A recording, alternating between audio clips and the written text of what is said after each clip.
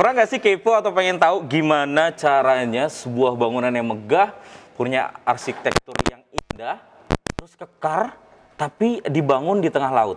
Nah, luar biasa kan?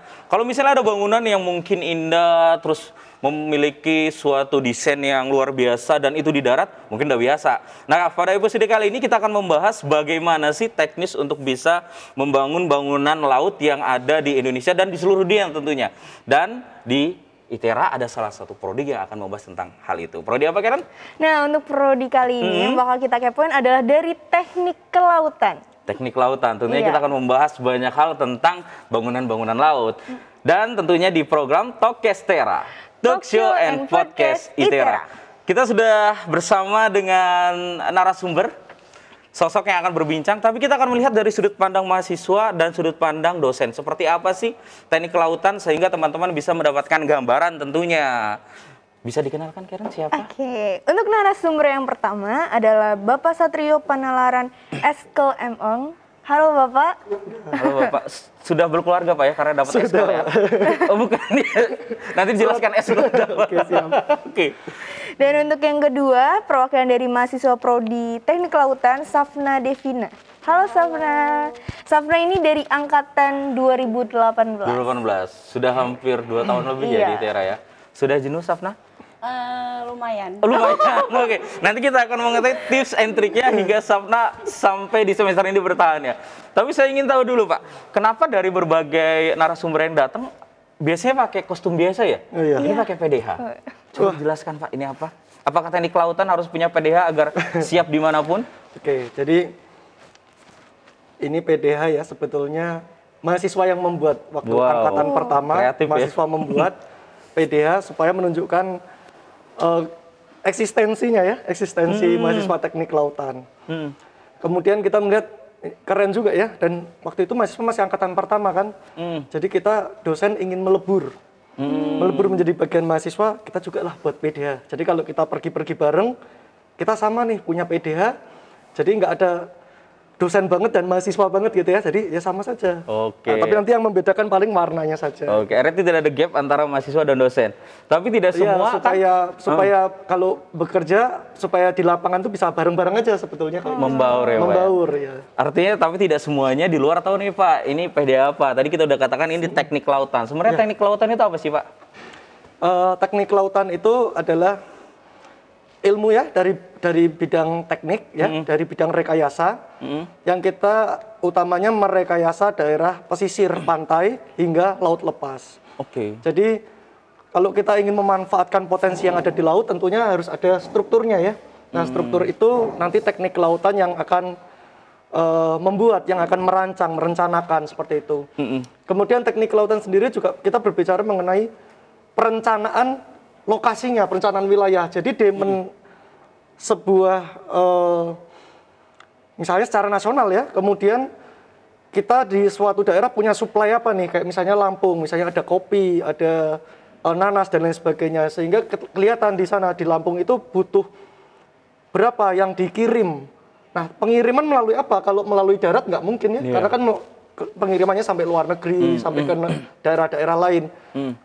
Menggunakan pesawat sulit juga. Berapa ongkosnya, sehingga pengiriman yang paling murah untuk barang yang besar itu, apalagi antar pulau, yaitu melalui pelabuhan, menggunakan kapal. Nah, infrastruktur itulah yang kita bangun. Kemudian melihat dari demand-nya, artinya kita akan melihat seberapa butuhnya nih, seberapa besar nanti pengembangannya. Nah, itu juga bidangnya teknik kelautan. Punten Pak, demand itu apa Pak ya? Kebutuhan. Kebutuhan. Jadi buat ITERA friend kalau tahu demand itu kebutuhan. Itu bukan bahasa-bahasa ini Pak ya. Memang ketika teknik kelautan akan belajar bahasa-bahasa yang khusus untuk mengetahui tentang hal itu. Ya. Lanjut Pak, silakan Pak. Aduh. Oh, siapa saya? Iya, saya. Kira sudah dilempar. Oke. Jadi selain pemanfaatan potensi butuh struktur ya, tentunya kita juga akrab dengan bencana yang ada di lingkungan laut ya. Oke, mitigasi Pak ya. Terus misalnya ada storm hazard ya, apa itu namanya, bencana oleh badai gitu ya. Badai menyebabkan gelombang yang tinggi sehingga dia akan bisa merusak pantai. Nah, dikatakan bencana kalau ada yang terdampak di sana kan ya. Ada pemukimannya, ada manusianya atau industri yang terdampak oleh bencana tersebut. Sehingga bagaimana kita memitigasinya, bagaimana kita melakukan proteksinya semacam itu. Nah, itu juga salah satu bidang yang ada di teknik kelautan. Baik. Oke, bagi ITERA Friends yang belum tahu bahwa di ITERA juga ada sains lingkungan kelautan.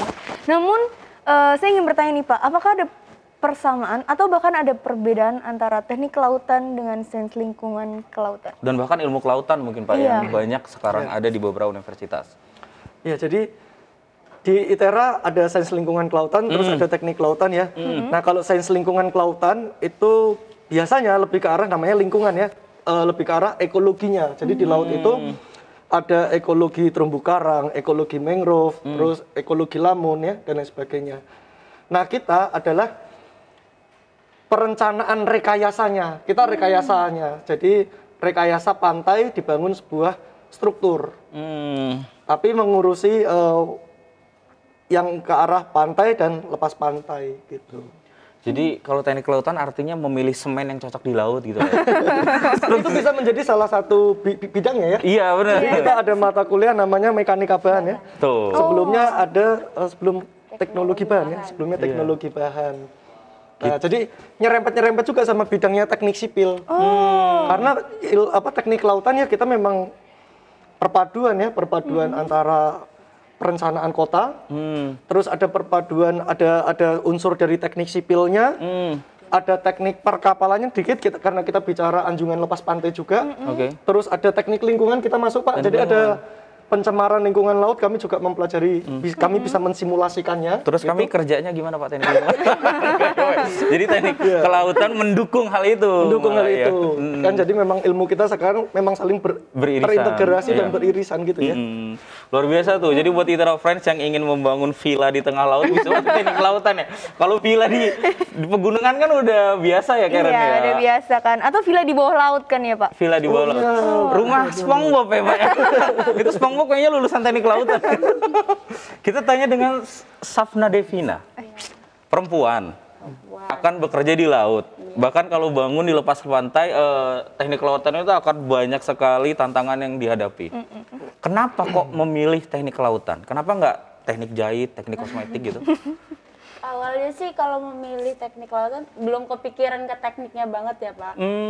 Karena kan ini prodi baru. Waktu itu dikenalin juga sama kakak kelas waktu SMA. Searching lah di Google. Ternyata ada yang seru kayak oceanografinya. Dan terus daftar di sini, orang tua juga bilang, ya udah nggak apa-apa. Nanti bisa masuk KKP. Waktu itu kan masih zamannya Bu Susi masih itulah. Bu Susi masih menjadi menteri ya. Iya, Bu Susi masih menjadi menteri, masih hitsnya dulu kan. Jadi kalau ditanya mau masuk mana teknik kelautan, mau digantiin Bu Susi kayak gitu. Amin ya Allah, ya amin ya kita doakan. Pikirnya gitu, masuk sini ternyata lebih ke sipil, jadi seru juga sih sebenarnya masuk. Ada kata-kata sih seru juga sih, emangnya nggak serunya apa? Karena ini teknik, biasanya teknik itu identik sama banyak cowoknya. Gitu. Lebih keras gitu loh. Tapi ternyata pas masuk sangat keras ya. Tapi bisa bertahan, hebat tuh. Iya, boleh nggak Safna ceritain apa yang dipelajarin di program studi ini? Banyak sih yang dipelajarin. Dari yang awal banget itu masih yang dasar, kayak kita dikenalin bangunan laut tuh apa aja, jenis-jenisnya, sampai yang kita sekarang itu cara ngebangunnya, aspek apa aja yang dibutuhin. Terus data-data apa aja yang buat kita bangun bangunannya, main komputasi, kayak gitu sih seru sekarang. Jadi Safna bisa belajar hal yang lebih dalam terkait tentang laut ya, meskipun ekspektasinya tadinya tidak ke bangunan sekali ya, oceanografi. Tapi Safna kan suka browsing nih Karen, tadi bilang suka browsing. Ada nggak sih bangunan laut yang memang menjadi salah satu imajinasi kayak Safna untuk kayaknya kalau bangunan ini bisa dilakukan ketika saya menjadi seorang sarjana teknik kelautan? Floating cottage sih. Floating cottage itu apa? Kayak villa apung. Villa apung? Kayak di Maldives gitu loh Pak. Kayak di Maldives ya. Waktu itu saya pernah ke sana, cuman delay. Jadi nggak berangkat ya. Floating cottage itu ya? Soalnya dulu juga pas TPB dapat ada namanya mata kuliah PRD, pengenalan rekayasa dasar. Iya kalau nggak salah. Itu kita disuruh buat miniaturnya. Floating Maket. cottage itu. Iya, Oh, keren. floating semua bangunan, tapi saya dapatnya floating cottage gitu. Itu floating cottage kan di tengah laut tuh. Laut kan gelombang tuh. Ketika di Indonesia bisa aja sorenya dicampur ya. Enggak ya? Enggak ke bawah ya? Enggak. Nah, kenapa itu Pak bisa merencanakan seperti itu? Ada mata kuliah apa sih sebenarnya yang unik yang mempelajari tentang hal itu yang berbeda dengan sipil tentunya kan? Iya. Jadi kalau ini masih melanjutkan tentang floating cottage Iya, tadi iya. ya. Pak, ya. Jadi floating cottage itu kan salah satu bangunan yang apung ya, bangunan apung. Nah, sebenarnya masih banyak lagi bangunan apung lain yang digunakan untuk pekerja lepas pantai. Oke, Terutama untuk pengeboran minyak lepas pantai. Terus sekarang sudah mulai ada pelabuhan yang ada di lepas pantai gitu ya. Nah, terkait sama pertanyaannya mengapa kok tidak bergerak sampai Singapura gitu ya.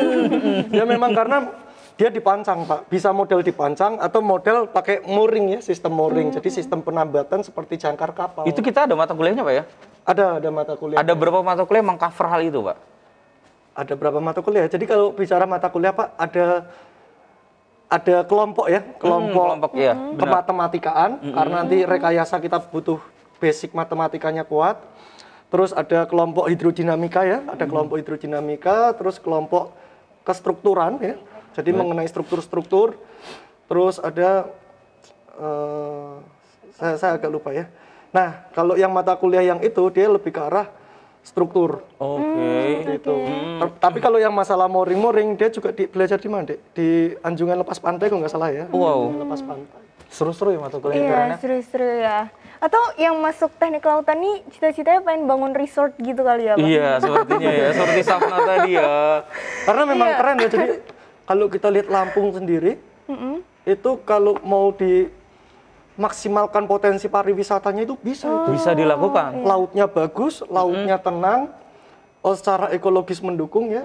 Sehingga bagaimana kita membuat suatu struktur-struktur yang ada di laut, tetapi juga tidak merusak. Gitu. Jadi apa ya, eco-friendly gitu ya.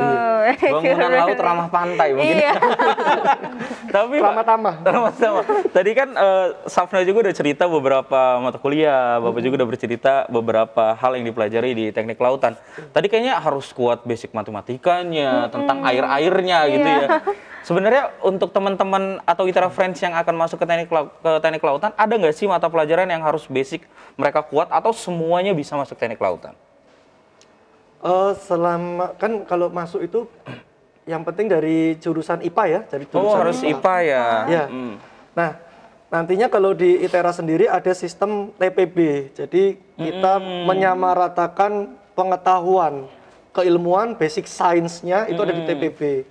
Jadi jangan khawatir juga kalau selama ini misalnya belum kuat, tetapi harus siap untuk dijadikan kuat. Gitu. Oh, ketika belum kuat harus siap dijadikan kuat ya. Iya, karena memang nanti kalau basic science-nya lemah untuk mendukung basic engineer-nya segala, itu juga jadi harus bekerja keras. Iya. Gitu. Tapi di ITERA tidak pernah mengenal kendala ya Pak? Kita kenalnya tantangan Pak ya? Oh iya, betul. Oke, jadi bagi ITERA Friends yang lemah nih dalam IPA-nya nggak perlu khawatir ya Iya. Pak, karena dari awal pun Kita sudah persiapkan. iya sudah dipersiapkan untuk ke program studinya. Betul, Jadi nggak akan betul. kaget ya Pak ya. Oke, mungkin ITERA Friends ada yang bingung nih Pak mengenai prospek kerja setelah lulus menjadi sarjana teknik kelautan. Apakah jadi mandor laut gitu? Oh bisa jadi Pak. Bisa jadi mandor laut ya? Itu kan istilahnya pengawas ya. Iya benar, benar, Pengawas pekerjaan di laut. Bisa jadi, Pak. Wah, maksudnya pakai helikopter. Keren. Jadi kalau kita bicara bidang kerja ya banyak sekali ya Pak ya. Apalagi ini engineer kan. Nah sekarang kita lihat perspektifnya apa nih? Kalau perspektifnya kerja itu adalah instansi, maksudnya menjadi perusahaan, menjadi PNS, ya tentunya akan banyak kementerian ya, akan banyak kementerian atau dinas yang membutuhkan keilmuan ini. Oke. Kayak misalnya di perhubungan laut ya tentunya. Kemudian di PUPR, jadi di PUPR itu ada biasanya ada Balai Sumber Daya Air dan Pantai, pengelolaan pantai gitu ya. Di pariwisata bisa karena sekarang kita lebih mengedepankan pariwisata landscape dan pantai kan, biasanya iya, pantai. iya. Jadi bagaimana membangun di daerah pantai bisa juga. Terus misalnya di Bapeda bisa sekali karena kita bicara tidak hanya membangun, tetapi kita bicara merencanakan sebuah kota dan bagaimana barang-barang atau hasil yang dihasilkan oleh suatu daerah itu bisa ditransferkan ke suatu daerah ya, di daerah lain. Nah itu kan berarti juga butuh. Di Bapeda bisa, apalagi di KKP seperti yang disebutkan Safna itu sangat bisa sekali. Terus ada beberapa instansi penelitian seperti BPPT itu bisa juga. Nah kalau perusahaan lebih banyak lagi Pak ya, jadi perusahaan yang bergerak di bidang laut, ada perusahaan yang jasa konsultasi, ada perusahaan jasa konstruksi. Nah itu kita bicara dari yang tingkat daerah, kontraktor lokal, konsultan lokal, sampai yang pemilik modal asing juga ada semua kan. Jadi banyak sekali gitu. Baik, artinya banyak sekali instansi baik tingkat daerah maupun kementerian yang bisa menjadi salah satu harapan bisa bekerja, tapi syaratnya harus lolos seleksi. Seleksi CPNS ya. CPNS ya, Pak. Jadi harus lolos seleksi, harus semangat dan mau dibuat kuat tadi. Dan sekarang Pak ya, jadi adik-adik yang punya suatu ilmu itu sebetulnya jangan pernah takut tidak keterima kerja. Sekarang itu banyak model kerja itu freelance. Jadi konsultan biasanya membutuhkan orang tapi pekerja lepas. Sehingga kalau adik-adik, bahkan ya mata kuliah kita ada gambar teknik saja ya, nggak usah bicara yang lain lah. Gambar teknik aja itu sudah bisa jadi lapangan kerja. Adik-adik belajar masalah pemetaan saja, nggak usah belajar yang lain, itu sudah jadi lapangan kerja. Apalagi adik-adik nanti bisa menguasai merancang, bisa menguasai menghitung, ya itu sudah bisa semua gitu kan. Luar biasa. Jadi mau kerja tanpa terikat juga bisa gitu. Nah itu semua di bidang teknik ya. Tapi kelautan juga banyak juga. Wow, keren nih. Tapi Safna ini kira-kira ketika masuk pengen jadi apa ya Safna? Iya. Apakah mau jadi Menteri Kelautan? Kalau Safna gimana? Lebih condongnya ke bangunannya atau ke hal-hal lain terkait tentang teknik kelautan? Kedepannya setelah 2 tahun lebih ya menjalani proses perkuliahan? Kalau ke struktur kayaknya kalau udah masuk prodi itu kayaknya jauh banget. Karena prodinya jauh apa gimana maksudnya sendiri. Oh, sendiri. Oke. Soalnya sekarang tuh udah masuk ke keahlian kan, komplotnya. Sekarang masuknya kakak hidrodinamika dan energi laut gitu. Oh, jadi larinya kayak kita bisa tahu apa sifat fisik laut kayak gitu-gitu sih, mainnya kayak data-data. Oh, karena perempuan bermain di data. Perempuan kan terkenal detail dan perasa ya. Ombak sedikit naik aja tahu loh. Cari apa yang dalam banget lah kerja. Tapi tetap bisa berkarya. Tadi Safna bilang ada kelompok keahlian, Pak. Emang kalau di teknik kelautan sendiri ada berapa kelompok keahlian ya?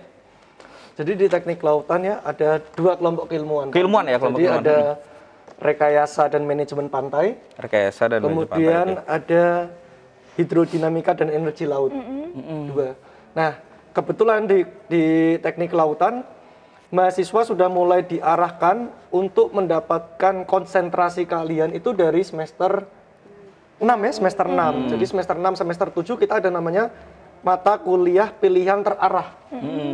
Nah, sehingga di situ sudah dibagi yang mau masuk penjurusan ya, rekayasa manajemen pantai sama kelompok hidrodinamika dan energi laut. Baik. Jadi ada 2 kelompok ilmuwan ya, itu. tapi secara basic mereka sudah tahu mengenai struktur bisa. Terus yang di hidrodinamika ya, dia sudah mengenai struktur sudah bisa. Yang anak-anak yang di rekayasa manajemen juga sudah belajar mengenai pengolahan data mid ocean-nya. Terus mekanika fluida, mekanika gelombang juga mereka sudah dapat. Jadi sebetulnya kalau secara outputnya itu hampir seragam, cuma sekarang mereka hanya mengkonsentrasikan nanti untuk penelitiannya. Baik, artinya basic sudah dikuasai, namun ketajaman itu akan dilakukan melalui kelompok keilmuan. Kalau Karen kan di arsitektur nih ada prakteknya nih.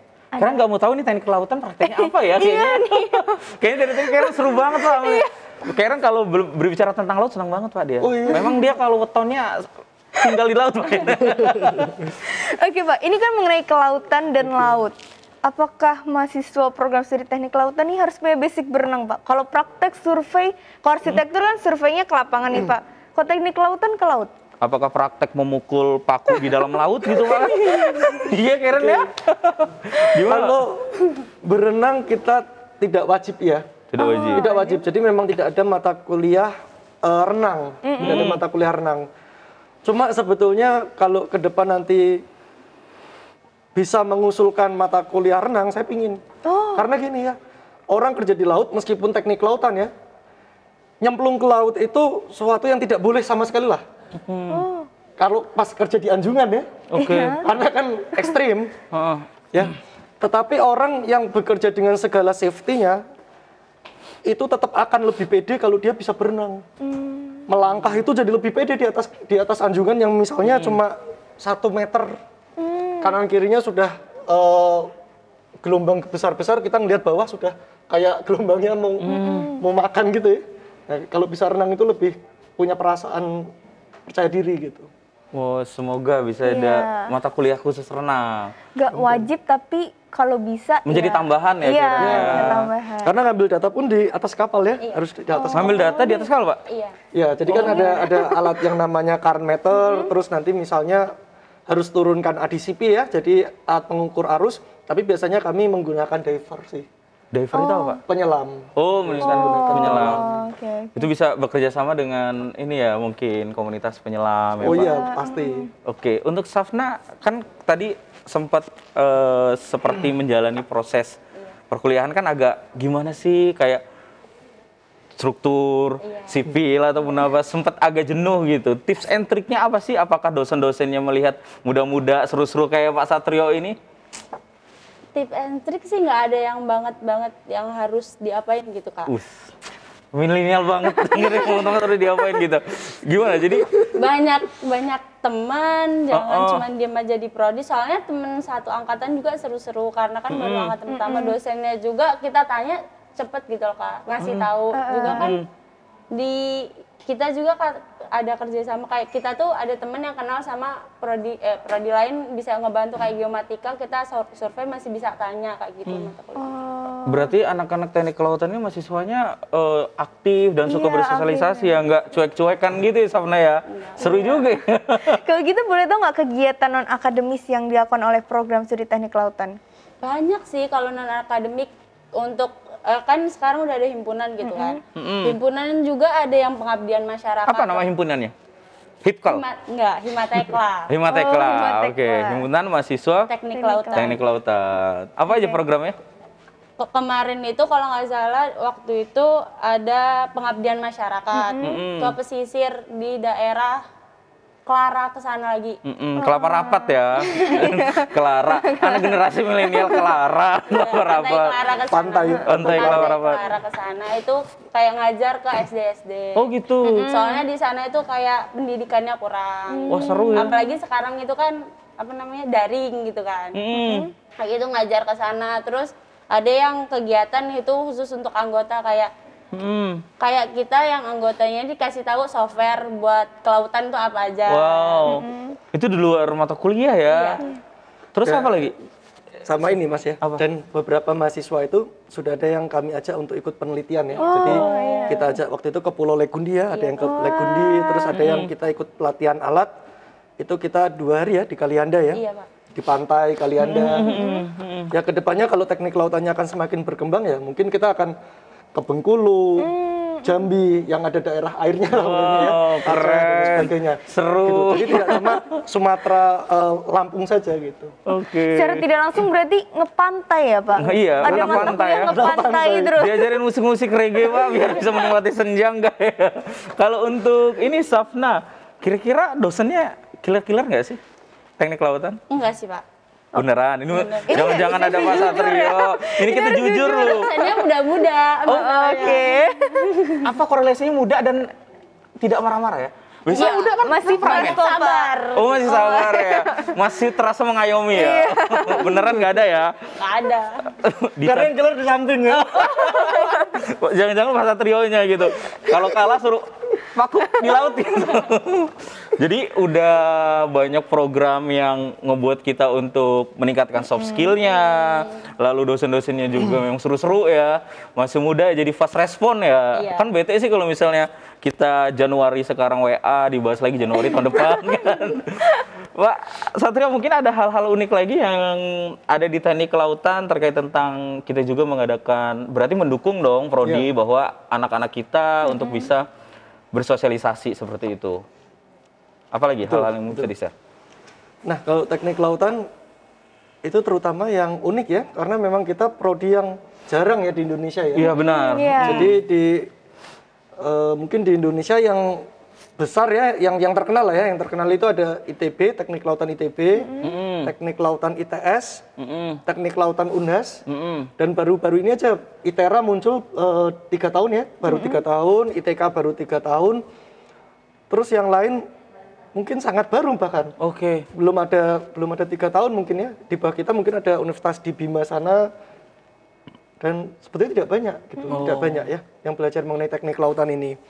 Nah, bidangnya sendiri kalau yang tadi Mas sampaikan itu, bidang kami karena yang diurusin itu ya jangan cuma laut yang di Lampung ya. Oh, iya, artinya benar. nanti kita akan survei ke Sumatera. seluruh Sumatera tentunya khususnya ya, dan nanti mungkin bisa ke keliling-keliling Indonesia. Bahkan saya kan memang dari oceanografi ya awalnya ya. Jadi pekerjaan saya itu saya sudah pernah keliling dari Lok Sumawe sampai Nusa Tenggara, sampai Papua, Kalimantan, Makassar, Bali, karena kerja di laut. Wow, keren ya. Jadi dari Sabang sampai Merauke ya Pak? Iya, dari sama Merauke lewat laut Pak ya. Lewat laut. Keren banget. Bukan lewat laut. Kayak pesawat laut. Pesawat. Kaget kira lewat laut. Kan nenek ke laut terus membuat Kaget nih, kok naik kapal kemana-mana. udah di teknik kelautan. Jadi yang tadi diceritakan bahwa teknik kelautan itu sangat luas sekali, baik peluang kerjanya, baik dari jangkauannya. Nah, mungkin sebelum terakhir ini Karen ya, kita ingin tanya nih kesan dan pesannya untuk teman-teman agar tidak ragu masuk teknik kelautan dan tidak lagi ngapain sih gitu. Mungkin dari Pak Satria, silakan Pak. Oke, jadi adik-adik yang cinta sama laut ya, cinta sama negara ini, dan kita meyakini bahwa Indonesia adalah negara kepulauan. Kita melihat masyarakat pesisir kita itu sebetulnya kita punya potensi yang besar, tetapi belum semuanya termanfaatkan gitu ya. Dan kita juga melihat banyak potensi bencana yang ada di laut, dan adik-adik merasa terpanggil untuk berkontribusi untuk negara ini ya, sambil menikmati indahnya laut gitu kan. Sudah berkontribusi terhadap negara sambil menikmati indahnya laut, mana yang nggak enak ya. Sambil makan ikan kan gitu. Nah, sehingga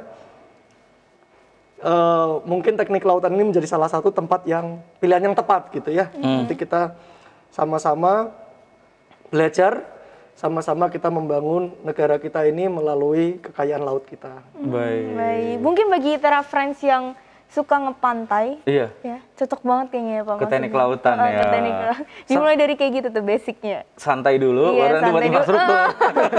Sapna mungkin untuk adik-adik lain atau teman-teman lain adik tingkat yang mungkin ingin masuk ke teknik kelautan. Untuk teman-teman sih yang mau masuk teknik kelautan gak usah takut, karena di dalam prodi ini banyak banget yang baru yang nggak kalian pelajarin di SMA pastinya. Yang suka pantai sih wajib banget sih masuk sini karena seru banget di dalam prodi gitu. Tuh kan. Jadi buat kalian yang suka pantai, suka infrastruktur gitu. Tapi terima kasih nih Pak Satria, mungkin 3 kata. Iya, sebagai penutup sesi hari ini, 3 kata yang menggambarkan program studi teknik kelautan nih Pak. Apa Pak?